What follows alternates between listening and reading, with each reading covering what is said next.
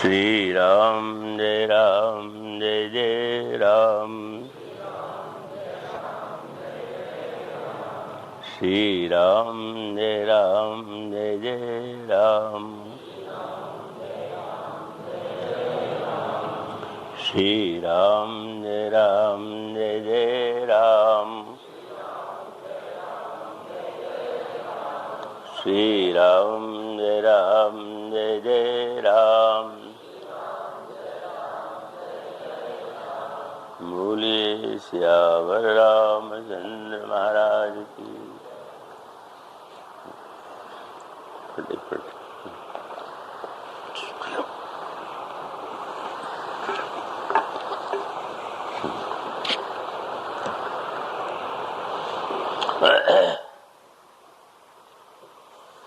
ओ मंगलमूर्ते नमः। गणाधिपते नमः। वर्णानामर्थसंहानां रसानां छन्दसामपि मंगलानां च कर्तारो वन्दे वाणी विनायको शान्तं शाश्वतमप्रमेयमनघं निर्वाणशान्तिप्रदं ब्रह्माशं फणीन्द्रसेव्यमनिशं वेदान्तविद्यं विभुम् रामाख्यं जगदीश्वरं सुरगुरुं मायामनुष्यं हरिं वन्देऽहं करुणाकरं रघुवरं भूपालचूडामणिं रक्ताम्भोजदलाविरावनयनं पीताम्बरालङ्कृतं श्यामङ्गं द्विभुजं प्रसन्नवदनं श्रीसीतया शोभितं कारुण्यामृतसागरं प्रियगणैर्भ्रात्रादिभिर्भावितं वन्दे विष्णुशिवाजिसेव्यमनिशं भक्तेष्टसिद्धिप्रदं कोशलेन्द्रपदकञ्जमञ्जुलौ कोमलावजमहेशवन्दितौ जानकीकरसरोजलालितौ चिन्तकस्य मनोभृङ्गसंज्ञिनौ वन्दे विदेहतनया पदपुण्डरीकं कैशोरसौरभसमाहितयोगिचित्तं हन्तुं त्रितापमनिशं मुनिहंससेव्यं सन्मानशालिप्रोपीतपरागपुञ्जम् अतुलितबलधामं हेमशैलावदेहं दनुजवनकृशानं ज्ञानिनामग्रगण्यं सकलगुणनिधानं वानराणामधीशं रघुपतिप्रियभक्तं वातजातं नमामि। यत्र यत्र रघुनाथकीर्तनं तत्र तत्र कृतमस्तकाञ्जलिं बाष्पवारि परिपूर्णलोचनं मारुतिं नमत राक्षसान्तकं गरुडमहाज्ञानी गुणराशि हरिसेवकयति निकटनिवासी पुण्येन्दुधरगौरसुन्दरं मम्बिकापतिमभीष्टसिद्धिदं कारुणीककलकञ्जलोचनं नौं शङ्करमनङ्गमोचनं प्रभु समर्थ सर्वज्ञ शिव सकलकलागुणधाम योगज्ञानवैराग्यनिधि प्रणतकल्पतरुणां वंशीविभूषितकरान्नवनीरदावात् पीताम्बरादरुणबिम्बफलादरोष्टात् पूर्णेन्दुसुन्दरमुखादरविन्दनेत्रात् कृष्णात् परं किमपि तत्त्वमहं न जाने। श्रीगुरुचरणसरोजरज निजमनमुकुरसुधारि वर्णो रघुवरविमलयशो जोदायकफलचारि।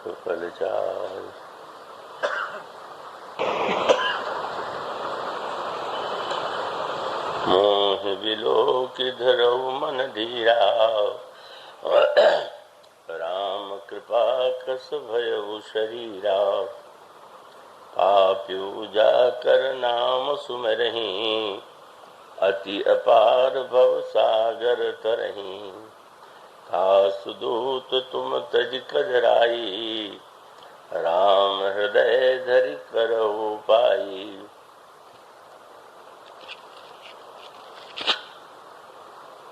भगवत कथा रसिक महानुभाव, भक्तिमती देवियों, पिछले कई दिनों से संभवतः आज 8वां दिन है जब यह प्रसंग प्रारंभ किया गया था। जनकनंदिनी सीता की खोज में 10 दिशाओं में बंदर भेजे गए थे और उनमें भी जो सर्वश्रेष्ठ और कुशल माने गए उन्हें दक्षिण दिशा में जाने का आदेश मिला और वे बड़े उत्साह से सारे बानर, शरीर की सुध नहीं है, भोजन की भी भूख नहीं, निद्रा की भी आवश्यकता नहीं, और इस स्थिति में वे पूरी तन्मयता से जनक नंदिनी को खोज रहे थे।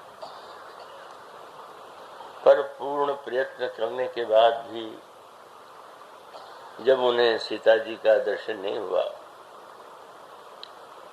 तो उनके जीवन में निराशा के क्षण आए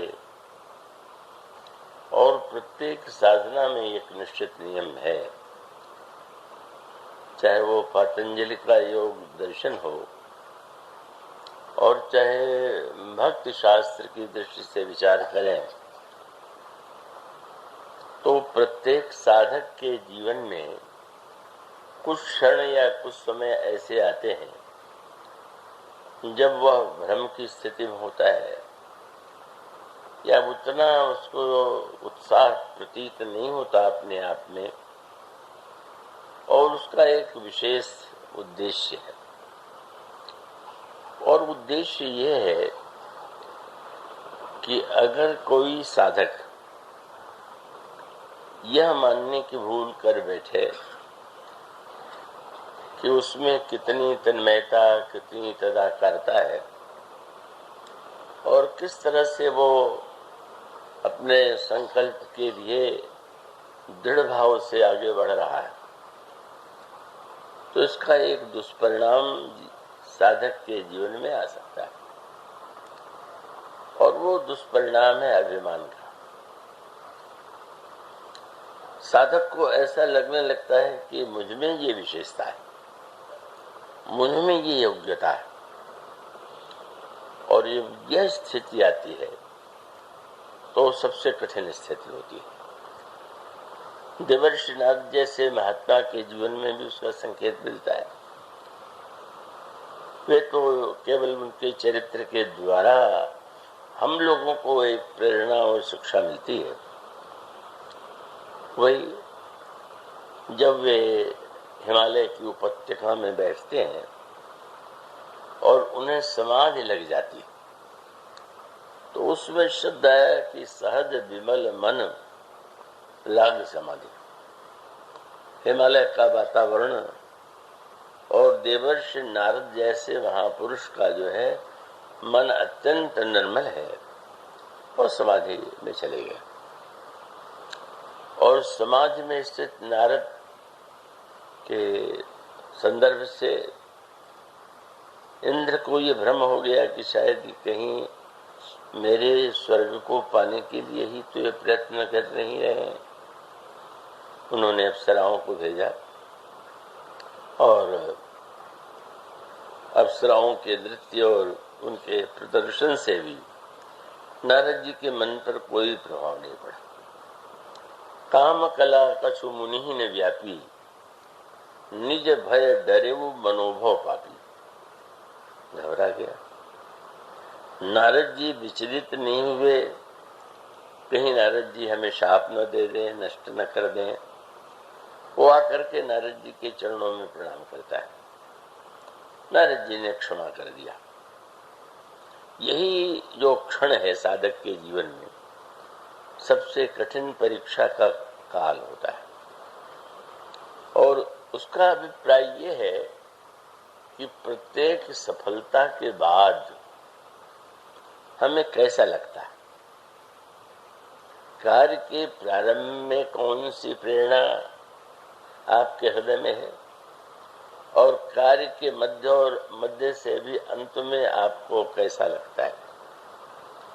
तो वो नारद जी की जो परीक्षा के क्षण हैं वो ये बताने के लिए हैं कि उनमें किस तरह से अभिमान का उदय हुआ, और बाद में जिन दोषों को उन्होंने परास्त करने का भ्रम पाल लिया था वो पुनः उनके जीवन में आ गए। अब इसका उद्देश्य क्या है? इसका अभिप्राय ये नहीं है कि जैसे संसार के व्यक्तियों में अनेक दोष दुर्गुण आ जाते हैं वैसे नारद जी में आ गए। तब तो लोगों के लिए कहने को ये हो ही जाएगा कि भाई जब ऐसे बड़े व्यक्तियों में इस प्रकार से दोष आ गया तो मुझ में आता है तो कोई चिंता नहीं। ऐसा नहीं। ये जो शब्द है थोड़ा गंभीर है, पर आप तो इतने एक श्रेष्ठ नगर के और प्रबुद्ध नागरिक हैं। इसकी व्याख्या मानस के उत्तर कांड में की गई। प्रश्न आया कि जो श्रेष्ठतम महात्मा है, मुनि है, उनके जीवन में भी दोष कैसे आ जाता है, और यदि आ जाता है तो साधारण व्यक्ति में और उनमें क्या अंतर है। उसमें कागभूषण जी ने जो व्याख्या की है वो बहुत सूत्र के रूप में पर बड़े महत्व की है। उनका माया के दो भेद है, अविद्या माया और विद्या माया। तो जो प्रभु का सेवक होता है वो जिस पर जिस माया का प्रयोग किया जाता है वो भगवान के द्वारा, और उसका नाम विद्या माया। और संसार के अन्य व्यक्तियों के ऊपर माया का जो प्रभाव दृष्टिगोचर होता है वो अविद्या का है। आप मानस में यदि पाठ करते होंगे, करना ही चाहिए, उसमें वो पंक्तियां आपको मिलेंगी जहां वसुंध जी कहते हैं, हरि सेवक ही न व्याप अविद्या और प्रभु प्रेरित व्यापयते ही विद्या। तो शब्द बड़े महत्व के। ये जो अविद्या माया का प्रकोप है ये व्यक्ति के अंतःकरण के दोषों का परिणाम, अज्ञान का परिणाम। पर जो भगवान का भक्त है उसके जीवन में दृष्टिगोचर तो यही होता है जैसा संसारी के व्यक्ति के जीवन में। पर इतना होते हुए भी हरि प्रेरित, एक शब्द के बड़े महत्व का, भगवान स्वयं प्रेरणा दे करके विद्या माया को भेजते हैं। अब नारद जी के मन में विकार उत्पन्न करने के लिए भी भगवान ने माया का ही प्रयोग किया, और माया का प्रयोग करते हुए उन्होंने, शब्द वही आता है बार बार, वो शब्द बड़े महत्व का है कि जो माया आई वो कौन सी है और किसकी प्रेरणा से आई। तो गोस्वामी जी ने जो शब्द लिखा कि जब नारद जी के जीवन में अभिमान का उदय हो गया तो प्रभु ने ये सोचा कि इसको मिटाने का क्या उपाय है, और तब उन्होंने श्रीपति निज माया तब प्रेरी, भगवान ने अपनी माया से कहा कि जरा खेल दिखाओ। नारद जी को बड़ा भ्रम हो गया है, संसार वाले तो नाच ही रहे हैं पर थोड़ा इनको भी तो नचाना चाहिए। तो गोस्वामी जी शब्द लिखते हैं, श्रीपति निज माया तब प्रेरी, सुनो कठिन करनी ते केरी। और फिर वो मार्ग में नारद जी को नगर दिखाई दे रहा है, राजा दिखाई दे रहा है, उसकी सुंदरी कन्या दिखाई दे रही, और बाद में वो राजा जो है जिसका नाम शीलनिधि है वो तो भगवान के माया की रचना है, उसकी पुत्री का नाम विश्वमोहिनी है, और विश्वमोहिनी को लेकर के राजा शीलनिधि आए, महाराज को प्रणाम करो और महाराज आशीर्वाद दें और फल बतावें। तो बाबा नारद जी ने बताया और हस्तरेखा देख रहे थे। गोस्वामी जी ने कहा, व्यंग किया। भगवान से नारद ने जब पूछा कि शंकर जी विवाह नहीं करना चाहते थे तो आपने कराया, और मैं करना चाहता था तो आपने करने में बाधा दे दिया। तो भगवान ने हंस के कहा कि शंकर जी ने तो पानी ग्रहण करके संसार के जीवों को धन्य बनाया, पर तुमने तो हस्तरेखा के लिए जो पानी ग्रहण किया उसमें इतने विकार आ गए, वास्तविक पानी ग्रहण होता तो क्या हो जाता। जब तुमने केवल हस्तरेखा देखी और उतने में ही कितनी बातें तुम्हारे मन में आ गई, कैसी कल्पना थी, मैं समझ गया कि तुम्हें माया से दूर ही रखना ठीक है और उस भ्रम को मिटाना आवश्यक है जो तुमने पाल लिया। ये निरंतर साधना का महान सत्य है। कभी भी यह भ्रम पालना ही नहीं चाहिए कि हमारे जीवन में विकार नहीं आएंगे या नहीं। श्री भरत जी के प्रसंग में कितनी सुंदर बात कही गई। श्री भरत जी तपस्या कर रहे हैं तो किसी ने पूछा कि भरत जी को तपस्या की क्या आवश्यकता है, तो गोस्वामी जी की पंक्ति है कि भरत बस भवन बसी तप तनु कसही। भरत जी तपस्या की कसौटी पर अपने शरीर को कस के देख रहे हैं। सोना आप बेचने के लिए जाएं, हमारे जो मूल प्रसिद्ध स्वर्ण, तो वहां तो आप बेचने जाएंगे तो केवल आपके हाथ में सोने का रंग देख के तो नहीं मानेंगे, तो उसको कसौटी पर कसेंगे, खरा है तो आपको मूल्य मिल जाएगा। प्रश्न ये था कि ऐसा तो नहीं होगा कि वो हर समय एक एक मिनट में परखता रहे, वो एक बार परखेगा, दो बार परखेगा। पर गोस्वामी भरत जी ने बताया कि ये संसार का स्वर्ण जो है वो तो एक ही बार परखने की आवश्यकता है, पर मन के स्वर्ण को तो परखते ही रखिए। पता नहीं कब सोने से पीतल हो जाए, पता नहीं सोने से कब तांबा हो जाए। माने इतना परिवर्तनशील ये मन है, उस पर तो जब भगवान वेदव्यास ने यहाँ तक कह दिया, भगवान शंकर ने जब प्रार्थना विष्णु भगवान से किया तो सुना है आपका मोहिनी रूप जो है वो तो बड़ा दिव्य है, अलौकिक है, मोहित करने वाला है, मैं भी तो देखना चाहता।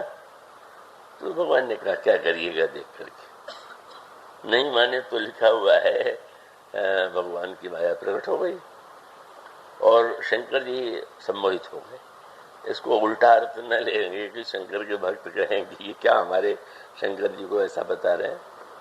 और उसके बाद भगवान वेदव्यास ने कहा कि शंकर जी ने शिक्षा दिया कि मन पर पूरा विश्वास कभी मत करो, नहीं तो चस्कंद तपम ईश्वरम, ईश्वर का भी तप जो है खाली तो हो गया।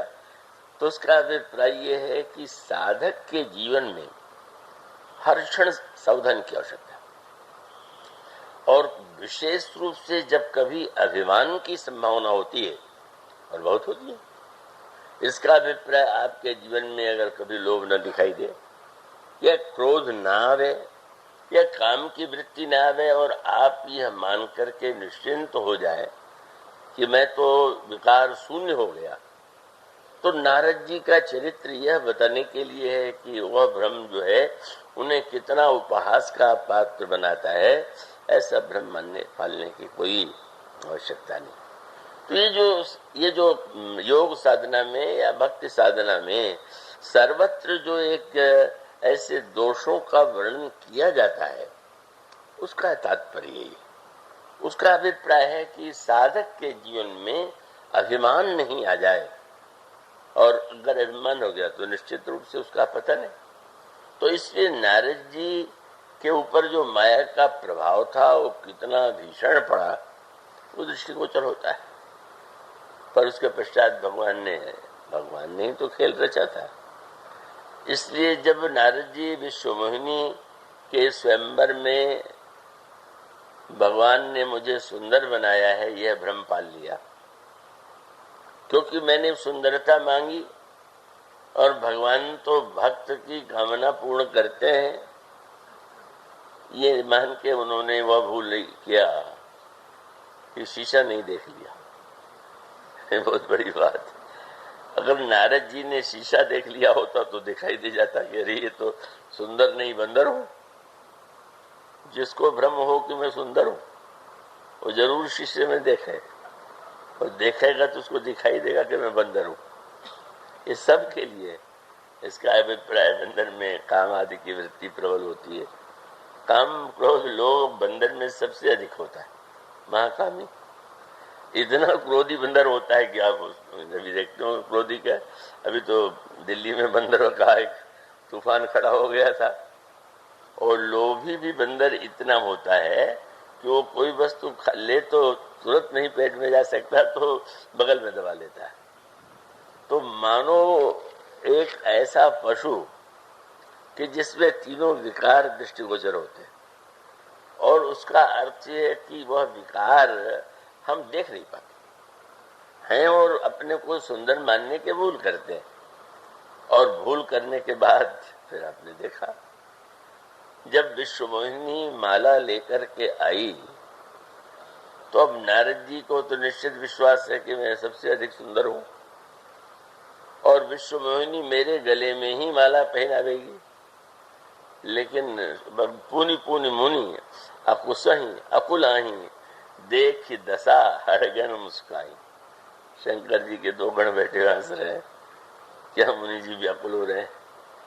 और वो नारद को जो ही उस राजकुमारी ने नारद जी को देखा तो नारद जी का भयंकर मरकट मुख दिखाई पड़ा।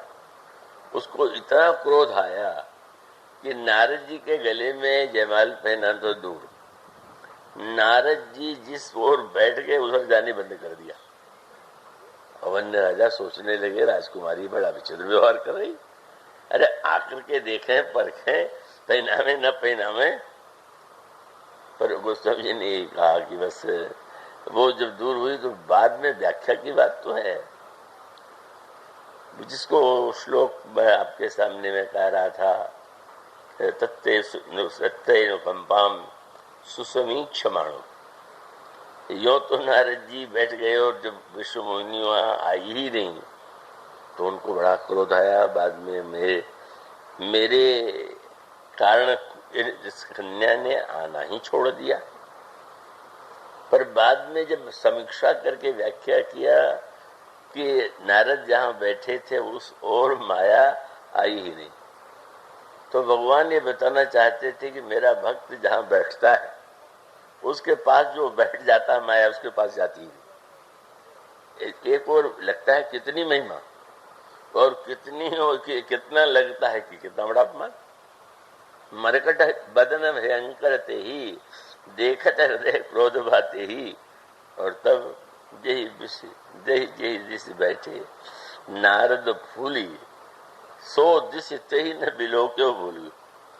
और भगवान ने फिर और कौतुक कर दिया। आ गए स्वयं राजकुमार के वेश में। विश्व मोहिनी ने उनके गले में जमाल डाल लिया, और तो सारी योजना बनी बनाई थी। और जब विश्व मोहिनी को लेकर के चले गए तब वो जो दोनों रुद्रगण थे जो नारद की दुर्दशा देखने के लिए व्यग्र थे, नारद जी ने शंकर जी के सामने अभिमान प्रकट किया। इसलिए देखें आगे इनकी क्या दशा होती।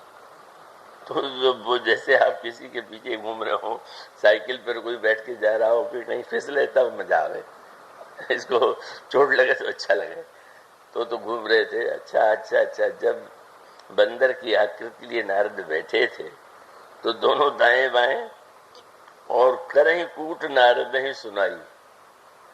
नीक दीन हरि सुंदरताई रीझी राज कुंवर छवि देखी। इन्हीं हरिये बरी हरि जान विसेखी। वाह क्या सुंदरता भगवान ने दिया।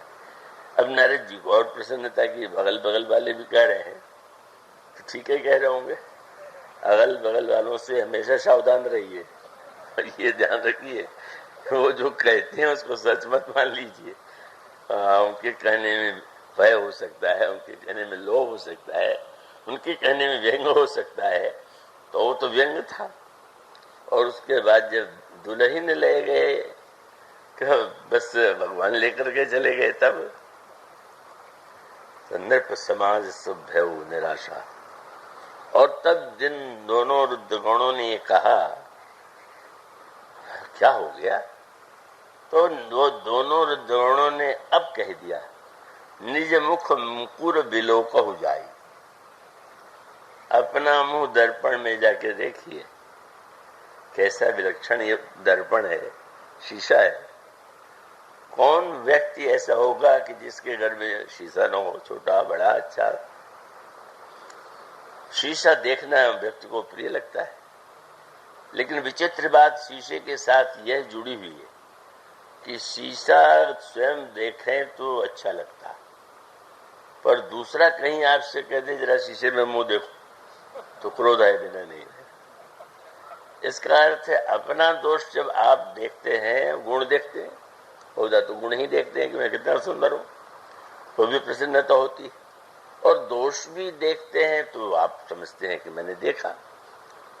तो इन रुद्रगणों ने तो यही किया, शीशा दिखाया।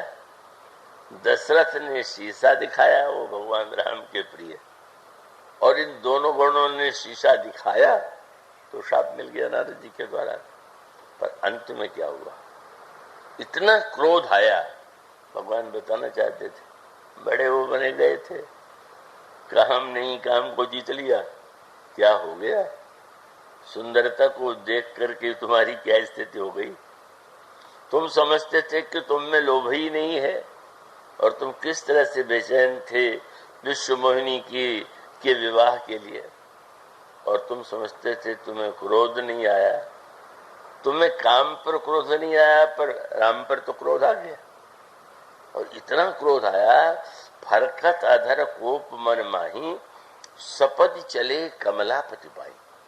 और निश्चय कर लिया, दीहों शाप कि मरी हो जाए।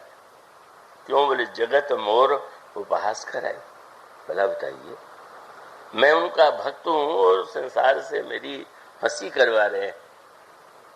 अब संसार को फुर्सत थोड़ी होती, लेकिन लोगों को लगता ही है कि लोग हम को देख रहे हैं और हमारी हंसी उड़ा रहे हैं।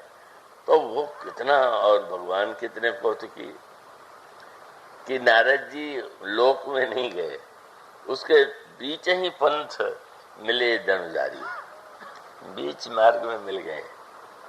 और मिले भी कि तो अकेले नहीं, संग रमा सो राजकुमारी, एक और लक्ष्मी और दूसरी ओर विश्व मोहिनी है। अब तो नारद जी का क्रोध 100 गुना बढ़ गया। इनके पास तो इनका विवाह था पहले से पत्नी, इनको विवाह की कोई आवश्यकता नहीं, पर मेरा विवाह नहीं होने दिया, और मैं जिससे विवाह करना चाहता था उससे इन्होंने विवाह कर लिया। अब मैं खबर लेता हूँ। और जब उन्होंने भगवान को क्या नहीं किया, शाप दे दिया, तब क्या हो गया, खेल समाप्त। वो स्वामी जी ने कहा, जब मुनि शाप दे चुके तो बस प्रभु ने माया को आदेश दिया, हो गया उद्देश्य पूरा। अब पूरा उद्देश्य हो गया तो आप पीछे हट जाइए। और तब माया जो ही हटी तो अब देखते हैं नारद जी कि नहीं तह रमा न राजकुमारी, भगवान अकेले हैं, न तो लक्ष्मी और न तो विश्व मोहिनी। अरे बस यही भगवान ने ये खेल करके मानो नारद को इस भ्रांति से मुक्त कर दिया कि मैं विकार शून्य हूं। और परिणाम में इतना कल्याणकारी दृश्य हुआ। नाटक का उद्देश्य भी बहुत कल्याणकारी सिद्ध हुआ, क्योंकि नारद जी ने भगवान को अवतार लेने का शाप दे दिया, और वो प्रभु का अवतार लोक मंगल के लिए परम हेतु बन गया। और इसलिए ये मानस का सूत्र है कि भगवान जब किसी भक्त में विकार देखते हैं तो उसको नष्ट करने के लिए वो व्यग्र हो जाते हैं, और उसको व्यग्र करने के लिए उसको वास्तविकता का अनुभव करा देते हैं। और उसके पश्चात नारद जी को लगने लगा, अरे ये क्या हो गया, मैं किस तरह से प्रभु को क्या कह रहा था, मैंने कितना इनको श्राप दे दिया। और फिर इतना पश्चाताप कि उन्होंने कहा कि महाराज बस इतने में कहूंगा कि मृषा हो मम शाप कृपाला, महाराज मेरा शाप झूठा हो जाए। क्या कहा भगवान ने? भगवान ने कहा नारद तुम मेरे भक्त हो, क्या तुम समझते हो कि तुमने जो कुछ किया है स्वयं किया? ये तुमने किया नहीं, मैंने करवाया। भगवान कहते हैं कि मृषा, नारद मृषा हो मम शाप कृपाला, तो नारद जी से भगवान कहते मम इच्छा कर दीन दयाला, मेरी इच्छा थी और इसलिए इस खेल को मैंने इस रूप में कराया और वो खेल आनंददायक है और साधक को सावधान वाले।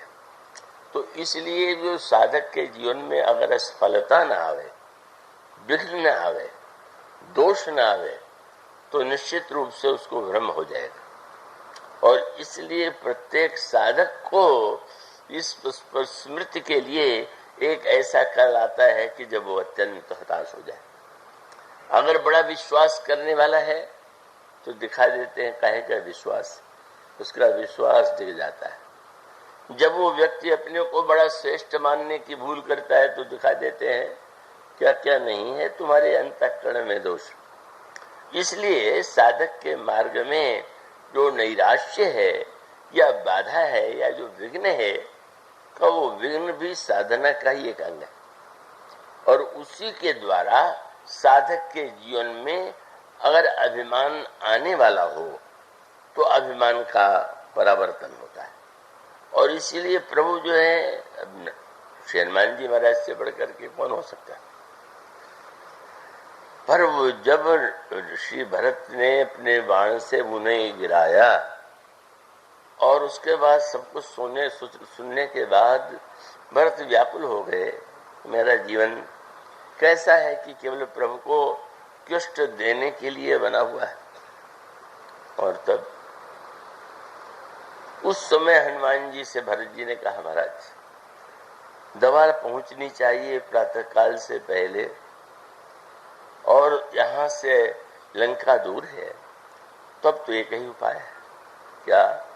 चढ़ो मम सायक शैल समेता, पठमो तो ही जहाँ कृपा निकेता, मेरे बाण पर आप पर्वत सहित बैठ जाइए और जहाँ कृपा निकेत भगवान है वो पहुंचा जाए। कितनी बड़ी विचित्र बात, एक क्षण के लिए। अच्छा मानो ये तो समय पर निर्भर है कि किसके जीवन भर अभिमान रहता है, किसके जीवन में 10-5 बरस रहते और किसी के जीवन में एक क्षण के लिए। वो स्वामी जी ने वाक्य लिखा, क्या? सुनी कपि मन उपजा अभिमाना। ये लिखने की आवश्यकता क्या है? ये पंक्ति अच्छी नहीं लगती है जो श्री हनुमान जी के भक्त हैं, और वो अच्छी इसलिए नहीं लगती कि वो मान लेते हैं कि निंदा होगी। निंदा नहीं, यह तो परम अनुकंपा है कि भगवान ने एक क्षण के लिए, कैसे मोरे भार चली ही कि मैं बाना, मेरे भार से कैसे मैं, क्योंकि उन्होंने ये नहीं कहा पर्वत छोड़ दीजिए आप बैठ जाइए, पर्वत सहित बैठ जाइए। तो हनुमान जी से बढ़कर के भार उठाने वाला तो कोई है नहीं। का जो वैद्यराज को घर से उठा ले आवे, द्रोणाचल पर्वत को उठा ले आवे, और उनसे श्री भरत जिनके शरीर में केवल हड्डी हड्डी तपस्या के कारण, और वे कहते हैं कि आप बाण पर बैठ जाइए एक क्षण के लिए। पर विशेषता क्या है? इसकी आवश्यकता थी। मानो जब प्रभु ने हनुमान जी से कभी पूछा कि श्री भरत से मिलकर तुम्हें कैसा लगा, तो हनुमान जी ने कहा प्रभु आपको दवा नहीं बनानी थी, दवा आप लक्ष्मण जी की नहीं मेरी दवा करना चाहते थे, इसलिए जानबूझ करके आपने ये लीला रच दिया। और लीला रच देने का परिणाम ये हुआ तो मैंने देख लिया। आपको तो क्या आवश्यकता है, लक्ष्मण जी को तो आपने एक वाक्य उनको याद दिला करके धन्य कर दिया।